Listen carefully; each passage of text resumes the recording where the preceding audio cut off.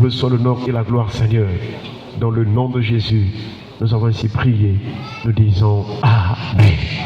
Amen. Est-ce qu'on peut acclamer le Seigneur? Voilà, nous continuons notre séminaire qui a commencé depuis la semaine passée. Et donc, il est intitulé La délivrance des effets des montagnes. Et nous avons vu déjà que dans la Bible, quand on parle de la montagne, il s'agit aussi des types de personnes ou bien des hommes. Et nous avons dit que la Bible parle d'une part de la montagne de l'Éternel, qui signifie la grandeur de Dieu, parce que la montagne est toujours en hauteur. Donc la montagne, c'est l'image aussi, la montagne de l'Éternel, c'est la grandeur de Dieu, c'est la toute-puissance de Dieu, c'est que Dieu est au-dessus de tout. Et la deuxième chose dans les montagnes, c'est que de l'autre côté, la montagne, c'est l'image des hommes, qui sont des orgueilleux dans ce monde, qui sont des hommes élevés en dignité peut-être par des puissances sataniques, et ils sont en train de dominer les autres, chers frères et sœurs.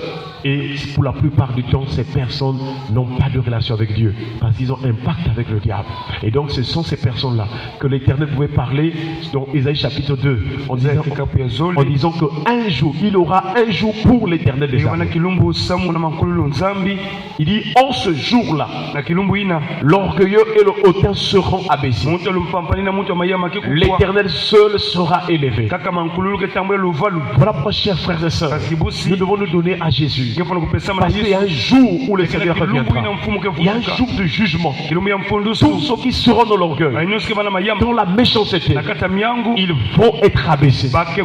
Ils vont être précipités dans les profondeurs de la fosse. Ils vont se retrouver en enfer. Mais si nous acceptons le joug de Jésus, le fardeau de Jésus, il a dit, car je suis doux et humble de cœur. Si nous acceptons la simplicité de cœur pour marcher selon la parole de Dieu, alors nous serons heureux. Alléluia. Nous avons vu qu'est-ce que la montagne? C'est l'image de l'homme orgueilleux ou le hautain. La deuxième chose que nous sommes en train de voir, que fait l'orgueilleux? Quelles sont les actions des hommes méchants ou des orgueilleux ou des hautains? Comment est-ce qu'ils influencent la vie des autres? Chers frères et sœurs, il y a des choses qui ne marchent pas dans ta vie, parce qu'à tes côtés, il y a un hautain, il y a un orgueilleux, il y a une personne qui a une mauvaise sémence, et celle-ci ne veut pas te voir avancer. C'est pourquoi en tant que chrétien, en tant qu'enfant de Dieu, tu dois avoir la prudence.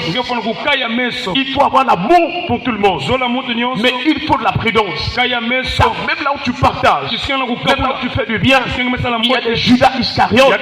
Tu lui fais du bien, mais il veut te vendre, il veut te détruire. Chers frères et sœurs, Jésus a dit, je vous ai envoyé au milieu de loups. Soyez donc prudents, comme des serpents et doux comme des colombes. C'est-à-dire, même quand on te provoque, on t'insulte, ne te lève pas, sois doux, car là-haut il y a quelqu'un, c'est lui ton vengeur, c'est lui qui va venger pour toi. Il a dit, à moi la vengeance et la rétribution. Nous prions que cette année, que Dieu puisse rétribuer tous les méchants qui t'attaquent au nom de Jésus. Que Dieu te fasse voir la rétribution des méchants. La Bible déclare, beaucoup de douleurs sans la part de méchants. Tout ce qui t'attaque chaque jour, malgré le bien que tu leur fais, ils continuent à te nuire. Que le Seigneur puisse intervenir, que le Seigneur frappe par des grandes plaies. Car il y avait un méchant dans la Bible, il s'appelait Pharaon. Il voulait empêcher les gens d'adorer le Seigneur. Qui attaque ta vie de prière? Est-ce que c'est un faux frère? Est-ce que c'est dans l'église? Est-ce que c'est dans le quartier? Est-ce que c'est dans la famille? Qui étouffe ta vie de prière? Qui étouffe ta vie de méditation de la parole? Qui étouffe tes études? Qui étouffe ton foyer? Qui attaque ta santé? Ce soir, que les frappes de l'Éternel atteignent au nom de Jésus. Chers frères et sœurs, ne crains rien. L'Éternel marchera lui-même devant toi. Il sera lui-même avec toi. Il ne te laissera point. Il ne t'abandonnera point. Est-ce qu'on peut acclamer le Seigneur? Les combats seront toujours là. Mais il y a des combats et des situations qui nous arrivent. C'est pour que Dieu déclenche sa puissance. Voilà pourquoi on le voir dans la Bible. Quels sont les effets de l'homme orgueilleux? L'homme orgueilleux ou le hautain, il aime faire le mal aux gens.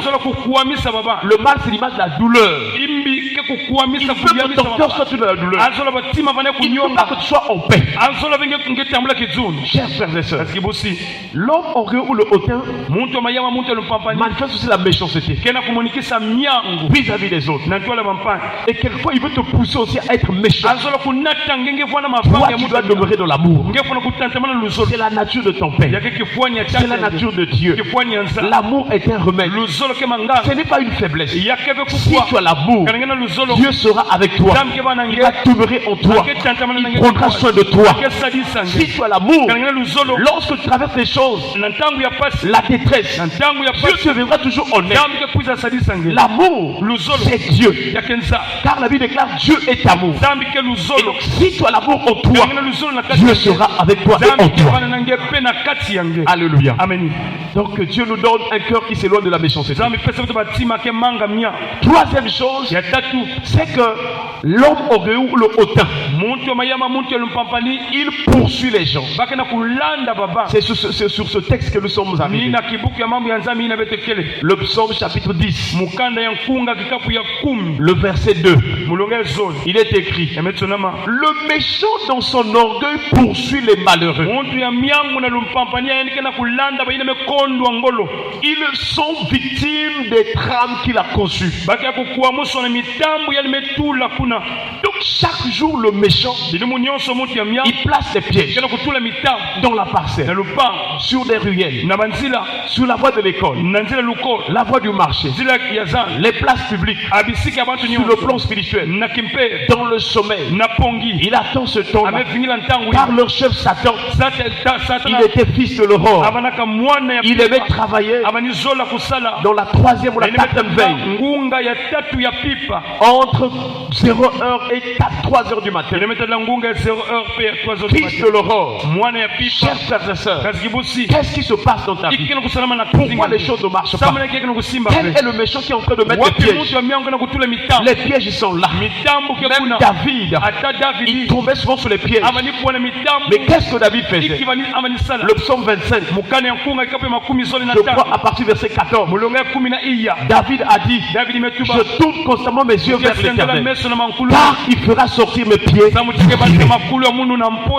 Alléluia. Amen. Que ce soir Dieu te retire de tout filet, de tout piège de l'ennemi, que ce soit dans la famille, que ce soit les mauvaises compagnies, que le Seigneur te délivre des pièges. Beaucoup de gens sont en train de mourir à cause des pièges du diable, à cause des pièges des démons. Je vous assure, chers frères et sœurs, mais si tu t'attaches à l'Éternel, tu seras libéré des pièges. Il n'y a que la puissance de Dieu. Un jour, on avait placé Paul et Silas dans la prison. On les avait liés. On a lié les mains, on a lié les pieds. Et pour leurs ennemis se disaient que c'est fini. On verra encore comment ils vont aller prêcher la parole, comment ils vont entraîner la foule pour que l'on connaisse le Seigneur Jésus. Mais la Bible déclare, vers le milieu de la nuit, Paul et Silas priaient, louaient l'Éternel. Est-ce qu'on peut acclamer le Seigneur? Ils ont prié, ils ont loué. Tout à coup, les fondements de la prison furent ébranlés. Aucune puissance, aucun esprit, aucun démon, aucun homme méchant peut résister devant la puissance de Dieu. Et cette puissance se manifeste dans la prière. Nous prions que tu sois un homme de prière, que le Saint-Esprit te remplisse de l'onction de la prière. Un homme de prière doit s'attendre à des bénédictions. Même si on t'avait lié depuis des années, maintenant que tu rentres la prière est comme le moteur de la vie chrétienne. Lorsque tu pries, il y a une énergie, il y a une puissance qui se dégage en toi par le Saint-Esprit. Cette puissance sort de toi. Elle va pétrir le corps de l'ennemi. C'est pourquoi quand Jésus était devant la foule, au milieu de la foule, il y avait une femme qui avait une perte de sang depuis 12 ans. Elle ne pouvait pas vraiment venir vers Jésus. Mais elle dit, si je puisse me toucher le pot de sa robe, je serai guéri. Et ce jour-là, quand elle a touché le pot de la robe de Jésus, une force est sortie de Jésus. Cette force est la puissance du Saint-Esprit. Parce qu'avant que Jésus ne fasse les miracles, il partait dans la prière. Il priait. Il priait. Et quand il était revêtu de la puissance du Saint-Esprit, il pouvait descendre. Il partait dans les villes. Et tout ce qui pouvait le toucher était guéri. C'était l'onction du Saint-Esprit. Toi aussi dans la prière, si tu comprends la prière, c'est un moment merveilleux. Tu iras loin. Que tes prières soient efficaces au nom de Jésus. Que tes prières ouvrent les portes. Que tes prières accomplissent les miracles. La prière du juste a une grande efficacité. Beaucoup de gens ne voient pas les miracles dans les prières parce qu'ils ne sont pas sûrs de leur prière. Beaucoup de gens prient, mais il n'est pas sûr. Est-ce que Dieu va écouter? Non. Tu dois être sûr que quand tu pries, Dieu écoute.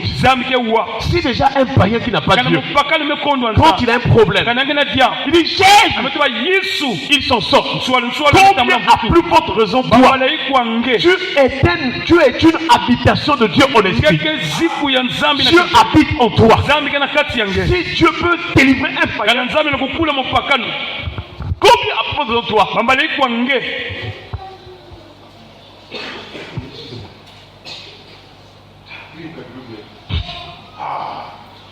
Amen. Donc nous voyons, chers frères et sœurs, les poursuites existent. Si tu restes pour toi là, tu ne pries pas, on va te poursuivre et te bloquer. Mais si Dieu a permis que tu viennes en ce lieu, c'est pour que tu sois réveillé, que ta conscience, tu prennes conscience et que tu rattrapes tous les années qu'on t'a volé, que tu rattrapes le temps. Car il est écrit, rachetez le temps, car les jours sont comment? Mauvais.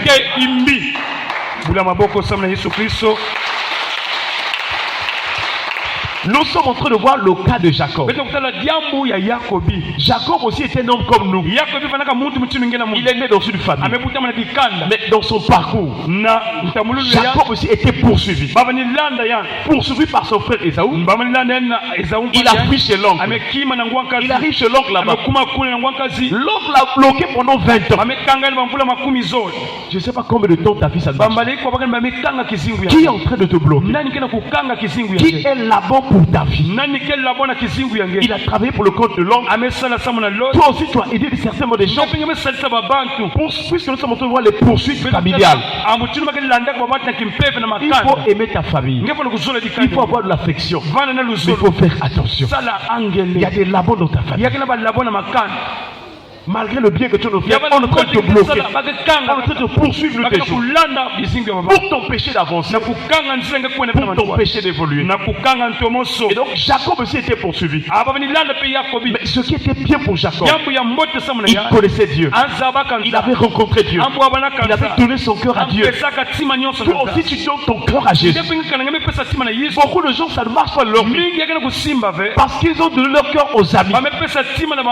Ils écoutent seulement les amis. Ah, mon ami l'avait dit. Ah, mon collègue l'avait dit.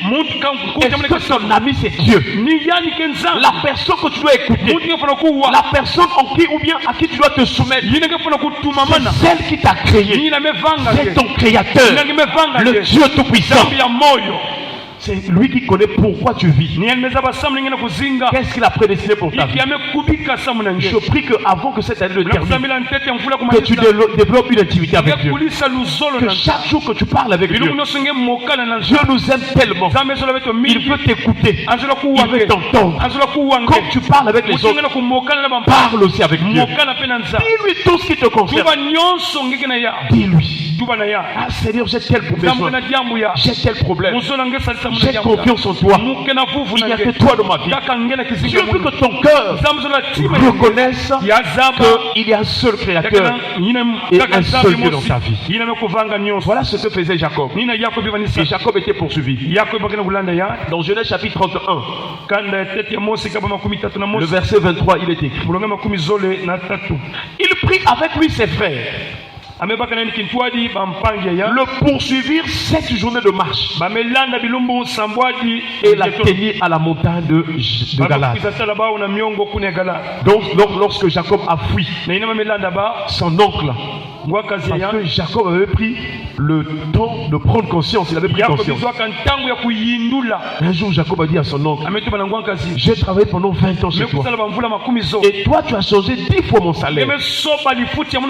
Maintenant je dois aussi travailler pour moi-même. Sinon, si je ne travaille que pour toi, à quel moment je vais prendre soin de ma maison?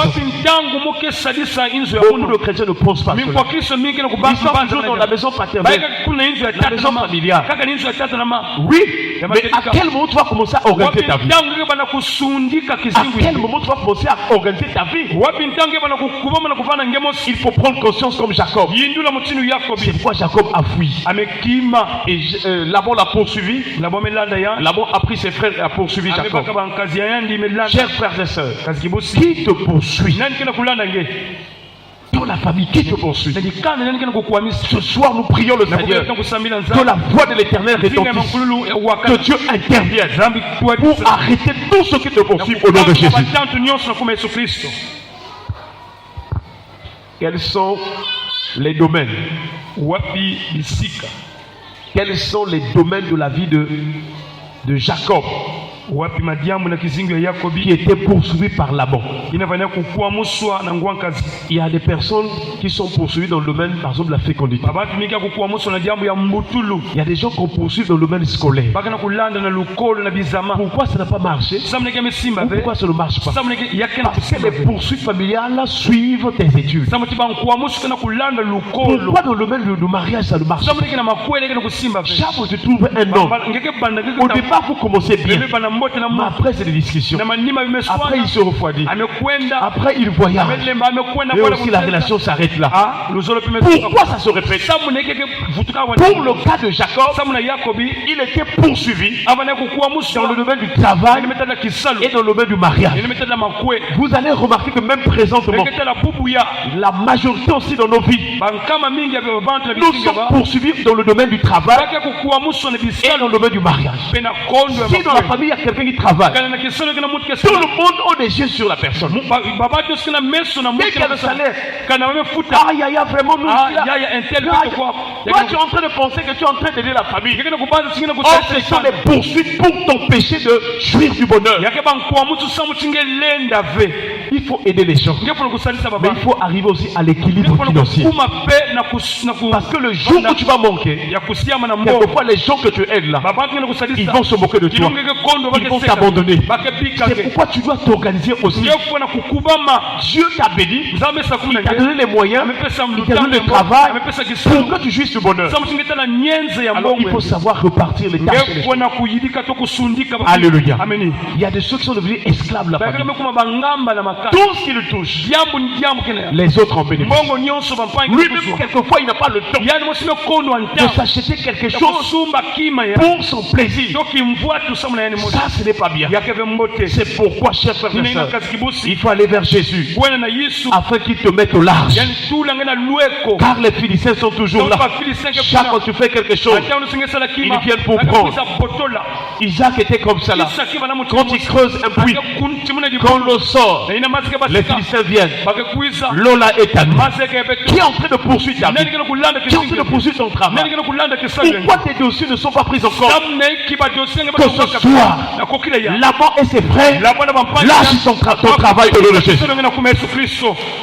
Chers frères et sœurs, kazikibusi qu'est-ce qui se passe tiki kena dans le kusala domaine du mariage? na makwe Pourquoi il y a l'échec samune kena kusimba des ve fiançailles? keke bana ba fiança Il y a d'autres personnes aussi. ba kaka pe On les a poursuivis. ba melanda On les a ba désaxés. ba me baby sabisingi ba On leur donne d'avoir toujours des hommes qui ne font rien, qui ne valent rien. tamula ba bakale ina me kondo lo valo to me Si kondo chaque fois tu trouves toujours des hommes qui ne valent rien, c'est le monde des ténèbres. ndandi yakeba Dieu ne t'a pas créé pour aller trouver seulement des mauvaises personnes. dambi mevanga ngebe na kuzoba bantu imbi Des personnes qui ne sont pas instruites. bantu me kondo Des mayela personnes qui n'ont pas le sens de la me responsabilité. kondo abu kuluntu Des gens qui ne pensent même pas à leur vie. abantu kena kubanza bene C'est pas normal. yakebe mbote Dieu t'a créé zambe pour vanga l'excellence. na kwena Car ntwa lorsqu'il a pris l'homme Adam, amebaka il adamu l'a placé dans le jardin d'Éden.